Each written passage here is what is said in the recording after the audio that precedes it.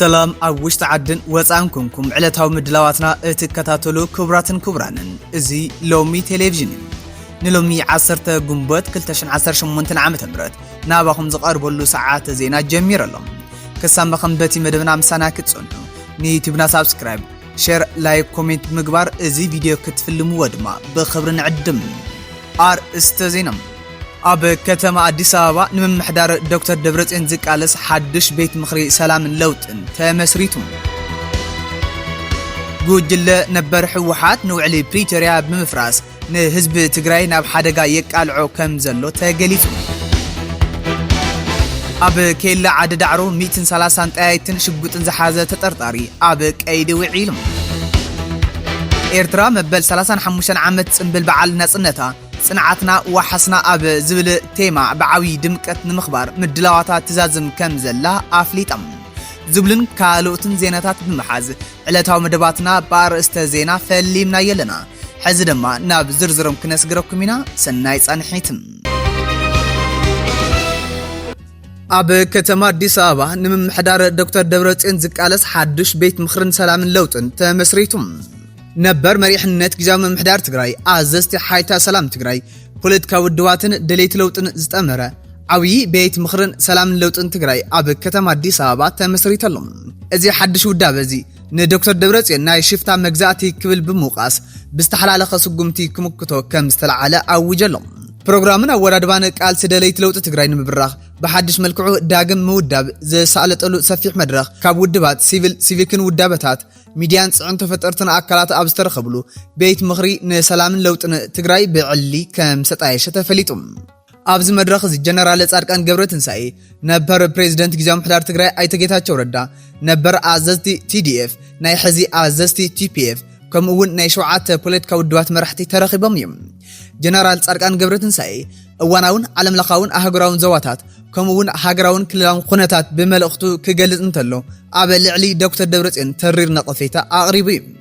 وعلي بريتيرا بمفراس كينات كم مواد صوب محسابن ناي وكلنا كينات أب تجراي كلها زي سرح زلو ناي دكتور دبرتين حوحات كله دلائل فتاو عدن تجراوي تقاليسو كآليو كسرح كم زقبا جنرال أركان جبرتن ساي عبد مرخ جاليصهم اتي حدش بيت مخر سلام اللوتن نتحزي أب مقال زلو بدكتور دبرتين زمرح من محدار بموقاس وعلي بريتيرا بمفراس زي حقاو بيت مخري بمتوعن نهزب تجراي ناب كالي زروب كينات زئتو زي حلف نتاوي تكبر يفتصم الليلوم أب موداتا نزينا الشفتا مجزاتي كل زقلتو حيل بمقلاي كل ذات تقال لحاو قافاي جزام محدار بمتياش ناب ديمقراطية نتان تأمانن مرتان مسجر كم زقالسو جاليصم نبر بريزيدنت جزام محدار تجراي تجيتاچو ردا بوغنو أب قرب أوان ناب كتما مقله كم زاتو أملاخيتلهم اتي مدرخ تتكاي منغست نمتياش يكونن زبلغيتاچو نتي أب تجراي منغستي فيدرال نتوبا مقله زلو دق 7 عامت زبلهم ناي قدم بصوتو انتس ببرقي وينو غدا تاكيوم كلو فليو وقع إنا نولو زلنا بمال من سي تجراي بيزا كخون كم زي يقبا أجنزيهم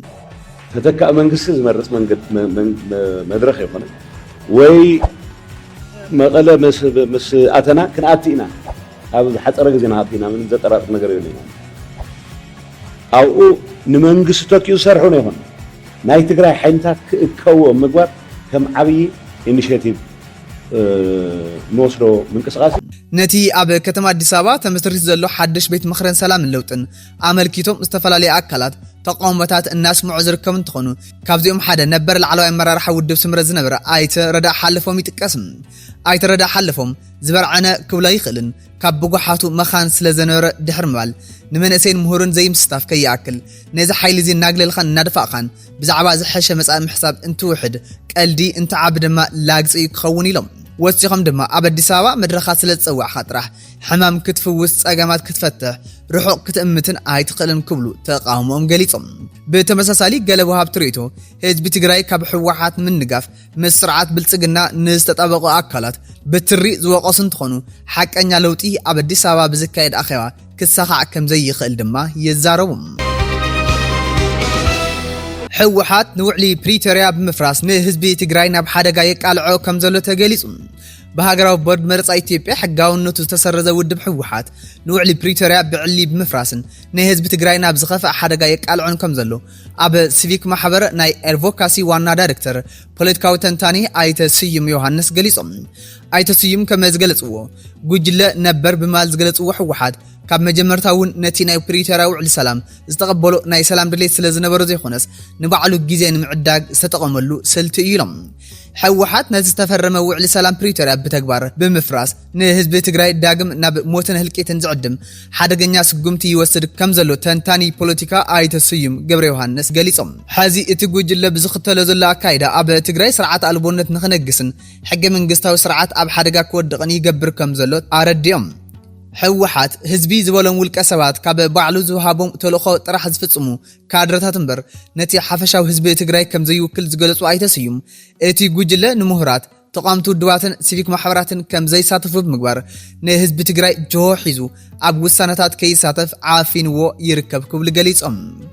ህዝቢ ትግራይ ኣብ ታሪኽ ጉጅለ ነበር ሕወሓት ኣብ ውሳነታት ተሳታፊ ኮይኑ ከም ዘይፈልጥን ኩሉ ግዜ ዝዕድም ኣብ ኩናትን ሞትን ጥራሕ ከም ዝኾነ ዝገለጹ እቶም ተንታኒ ፖለቲካ ሕዚ እቲ ጉጅለ ዝኽተሎ ዘሎ ፖለቲካዊ ሽርሒ ንዓለም ንምሽዋድ ዝዓለመ ምዃኑ ኣብሪሆም ከም ሓሳብ ኣይተስዩም ውዕሊ ፕሪቶሪያ ብዕለታዊ ተግባራት ጉጅለ ነበር ሕወሓት ይፈርስ በምህላው እዚ ድማ ኣብ ልዕሊ ህዝቢ ትግራይ ከቢድ ኣልታውን ሰዓብን ከውርድ ይኽእል እዩ እዚ ቅድሚ ውዕሊ ሰላም ዝነበረ ናይ ሞት ኣካልን ጉድኣትን ዕንወት ኩነታት ዳግማይ ንኽመጽእ ዝዕድም ሓደገኛ ኩነታት ይፍጠር ከም ዘሎ ኣጠንቂቖም ሕወሓት ዝወሰነ ውሳነ ብሓፈሻ ንሃገር ብፍላይ ድማ ንህዝቢ ትግራይ ኣዝዩ ዝጎድእ ምዃኑ ብምግላጽ ህዝቢ ትግራይ ካብቲ ዝነበረ ቁስሊ ከይሓወየ ተወሳኺ ቁስሊ ንከይበጽሖ ነዚ ጉጅለ እዚ ኣትሪሩ ክቃለሶ ድማ ጻውዒት ኣቕሪቦም ውድብ ሕወሓት ብተደጋጋሚ ኣብ ዘውፅአ መግለጺ ከም ዘመላኽቶ ተመዛበልቲ ብዘይምምላሶምን ግዛታዊ ሓድነት ትግራይ ብዘይምርጋጽን ውዕሊ ፕሪቶሪያ ዘፍረሰ ሕወሓት ዘይኾነስ ፈራሚ እቲ ውዕሊ ዝኾነ መንግስቲ ኢትዮጵያ ምዃኑ ይሙግትም ህዝቢ ትግራይ ንጉዳያቱ ባዕሉ ንባዕሉ ናይ ምምሕዳር ዘይገሃስ ሙሉእ መሰሉ ደጊሙ ከረጋግጽ ምኻሉ መሰሉ ይክብል ብሄራዊ ግንባር ሓርነት ሲዳማ ገሊጹ ህዝቢ ትግራይ ተወንዚፉ ጸንሐ መንግስቲ ላዕላውነቱ ዝኾነ ቤት ምኽሪ ዳግም ናብ ስራሕ ክምለስ ዝወሰኖ ተግባራዊ ምግባር ምጅማሩ ስዒቡ ኣብ ዘውፅአ መግለጺ ነዚ ገለጸ ብሄራዊ ግንባር ሓድነት ሲዳማ አብይ አሕመድ አብ መጀመርታ ስልጣን ካብ ዝትሕዝ ጀሚሩ ነቲ ሕዚ ኣብታ ሃገር ዘሎ ሕገ መንግስትን ካብ ምትካል ዓብይ ግደ ኣብ ልዕሊ ተጻወቱ ህዝቢ ትግራይን ፖለቲካዊ ድው ሕወሓትን ካብ ስሩ ንምጥፋእ ሓሲቡ በተግባሩን ወፊሩ ይዝበለ እቲ ግንባር ይኹን እምበር ሳላት ተሪር መኸተን ጀግንነትን ህዝቢ ትግራይ በርዒኑ እዩ ክብል ገሊጹ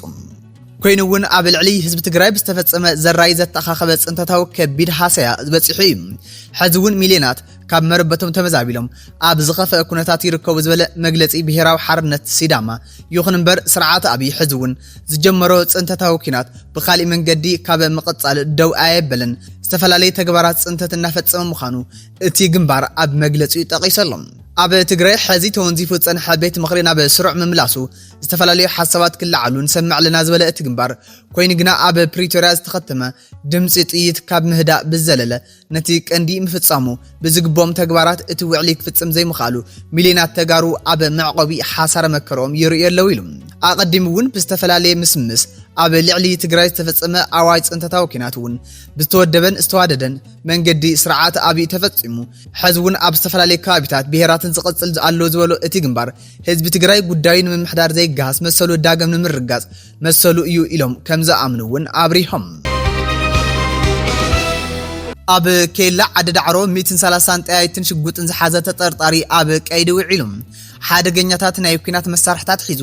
ናብ ውሽጢ ከተማ ክሰልኽ ዝፈተነ ውልቀ ሰብ ኣብ ኬላ ምስተትሓዘ ሃዲሙ ከምልጥ ክፍትን እንከሎ ብብርቱዕ ተኽሲ ኣብ ትሕቲ ቁጽጽር ውዒሎም ብተወሳኺ እውን ኣብታ ከተማ ኣብ ሓደ ገዛ ተዓጽዮም ሓሽሽ ዝጥቀሙ ዝነበሩ ሓይልታት በሃንደበታዊ ተፍትሽ ተታሒዞም ኣብ ቀይዲ ውዒሎም بمسارت كبيت صحفة بوليس كتما شرنداس لا سزوت حبريتا نبارنتو وردا مأخل عديابو طابع لسا زخنة حادة تطرطار والكسب ناب عدد عرو موسي أبزلو كلا تفتش بتحويلهم እዚ ውልቀ ሰብ እዚ ሓደ ሽጉጥ 130 ናይ ክላሽንኮቭ ጥይቲ ከምኡውን ሓደ ሓደገኛ ዝኾነ ቦምቢ F1 ሒዙ ናብ ውሽጢ ከተማ ሽረ ከኣቱን ከሎ እዮም ብኣባላት ጸጥታ ተታሒዙም። ይኹን እምበር እቲ ተጠርጣሪ ካብቶም ናይ ጸጥታ ኣካላት ብሃንደበት ሃዲሙ ከምልጥ ዋላ እኳ እንተፈተነ ናይ ጸጥታ ሓይልታት እቲ ዞባ እቲ ዝሃድም ዝነበረ ተጠርጣሪ ንምቁፅጻር ብዝተኮስዎ 3 ጥይቲ ብቕልጡፍ ከይደፈረ ኣብ ትሕቲ ቁፅጥር ክውዕል ገይሮም ኣለዉ። ኣብዚ ሕዚ እዋን እዚ ውልቀ ሰብ ተታሒዙ ጉዳዩ ብፖሊስ ብዕምቆት ኣብ ከይዲ ምፅራይ ከም ዝርከብ ቤት ጽሕፈት ፖሊስ ከተማ ገሊጹ እዩ። ብኻሊእ ተመሳሳሊ ናይ ጸጥታ ወፍሪ ኣብታ ከተማ ኣብ ሓደ ገዛ ተዓጽዮም ሓሽሽ ሓዊሱ ዝተፈላለዩ መዕወኒ እጻት ክጥቀሙን ከጥቅሙን ዝጸንሑ ውልቀ ሰባት ብሃንደበታዊ ተፍትሽ ፖሊስ ኣብ ትሕቲ ቁፅጥር ኣውዒልዎም ኣለዉ። ፖሊስ ነዞም ኣብ መዕወኒ እጽ ተዋፈሩ ኣካላት ኣሲሩ ተወሳኺ ናይ ምፅራይ ስራሕቲ የካይድ ከም ዘሎ ኣፍሊጡ እዩ። ኤርትራ መበል 35 ዓመት ጽንብል በዓል ነጽነታ ጽንዓትና ወሓስና ኣብ ዝብል ተይማ ብድምቀት ንምኽባር ምድላዋታ ትዛዝም ከም ዘላ ኣፍሊጣ። መንግስቲ ኤርትራ ኣብ ዘውፅኦ ሰፊሕ መግለጺ እቲ ሃገር ን13 ዓመታት ዝተጻወረቶም ፖለቲካውን ቁጠባውን ወተሃደራውን ተጻውኦታት ብምብርዓን ሕዚ ካብ ጽግዕተኝነት ናጻ ዝኾነ ርእሰ ውሳናን ልምዓታን እተረጋግጸሉ ናይ መወዳእታ ምዕራፍ ከም ዝበጽሐት ኣፍሊጡ። መበል 35 ዓመት ጽንብል ናጽነት ኤርትራ ኣብ ኩለን ዞባታትን ንኡሳት ዞባታትን እቲ ሃገር ኣብ ትካላት መንግስቲ ሰራዊትን ሃገራውን ማሕበራት ከምኡውን ኤርትራውያን ኣብ ዝርከብሉ ሓያሉ ከተማታት ዓለምና ብውዕውዕ ሃገራዊ መንፈስ ንምጽንባል ናይ መወዳእታ ምድላዋት ተሰሪሑሎም። ህዝቢ ኤርትራ እዚ ዓለት እዚኣ ከጽንብል እንከሎ ን3 ዓመታት ኣብ ልዕሊኡ ዝተፈተኑ ዘባዊ ቅልውላው ናይ ተነጽሎ ሽርሕታትን ኣፍሽሉ ኣብ ውሕስ ባይታ ረጊጹ ከም ዝኾነ እቲ መግለጺ ዘነጽር። እቲ ጸብጻብ ፕሬዝደንት ኢሳያስ አፈወርቂ ብምጥቃስ ከምዚ ይብል ናጽነትን ትርጉምን ክብርን በቲ ዝተኻይደ ሓርነታዊ ቃልሲ ዝተኸፍሎ መስዋዕቲ ጥራሕ ዘይኾነስ በቲ ንምሕላውን ንምህናጽን ዝካየደ ቃልሲ መስዋዕቲ እውን ዝተሓተመ እዩ። ናጽነት ኤርትራ ንስትራቴጂካዊ ረብሓታትና ኣየገልግልን ኢሎም ዝኣመኑ ዓበይቲ ሓይልታት ካብ ቅልዕ ወተሃደራዊ ወራር ክሳብ ቁጠባዊ ጸቕጢ ዝገበርዎ ጻዕሪ ብጽንዓት ህዝቢ ኤርትራ ከም ዝፈሸለ መንግስቲ ኤርትራ ኣፍሊጡ። ኣብ ዓረብ ኤምሬት ዝርከበ ባራካ ዝተባሃለ ዓብይ ጣብያ መፈልፈሊ ኒውክለር ዘሰንብድ ናይ ድሮን መጥቃዕቲ ተፈጺሙሉ። ብሰንኪ ኣብቲ ኣብ ውሽጢ ዓረብ ኤምሬት ዝርከብ ናይ ባራካ ኒውክለር ሓይሊ መፈልፈሊ ጣብያ ዝተፈጸመ መጥቃዕቲ ድሮን ስዒቡ ሎሚ ዋጋ ነዳዲ ዓለም ካብ 100 ንላዕሊ ወሰኽ ኣርእየሎ። ካብ ዓለም ለኻዊ ዕዳጋ ነዳዲ ዝወጹ ሓበሬታታት ከም ዘነጽርዎ ዋጋ ሓደ በርሚል ድፍድፍ ነዳዲ ብሬንት ካብ $111 ንላዕሊ ዝበጽሕ እንከሎ ናይ ኣሜሪካ ዌስት ቴክሳስ ድማ ናብ $107 በሪኽ ኣሎ። በዚ ምኽንያት እዚ ድማ ዋጋ እዚ ኣብ ውሽጢ ዝሓለፉ 2 ሰሙናት እቲ ዝለዓለ ኮይኑ ተመዝጊቡ። ናይ አቡዳቢ ሰበስልጣን ኣብ ዘውፅኦ መግለጺ እቲ ናይ ድሮን መጥቃዕቲ ኣብ ጥቓ እቲ ናይ ባራካ ኒውክለር ጣብያ ናይ ባራዕ ሓዊ ከም ዘስዕበ ኣረጋጊጾምሎም። ይኹን እምበር በት መጥቃዕቲ ዝበጽሐ ናይ ሰብ ጉድኣት ይኹን ናይ ጨረር ምፍሳስ ከም ዘየለ ኣረጋጊጾም። እዚ መጥቃዕቲ ዝተፈጸመ ዓለም ለኻዊ ናይ ነዳዲ መርከባት መመላለሲ መስመር ኣብ ዝኾነ ወሽመጥ ሆርሙዝ ወጥሪ ብኸቢድ በርቲዕሉ ኣብ ዘሎ እዋን እዩ። ነዚ ኩነታት ዝያዳ ዘባኣሰ ድማ ናይ ኣሜሪካ ፕሬዝደንት ዶናልድ ትራምፕ ምስ ላዕለዎት ናይ ጸጥታ ኣማኸርቶምን ብምዃን ኣብ ልዕሊ ኢራን ክውሰዱ ስለ ዝኽእሉ ወተሃደራዊ ኣመራጽታት ይመኽሩ ምህላው ምግላጹ እዩ ክብሉ ማዕኸናት ዜና ዓለም እናጸብጸባ ይርከባ።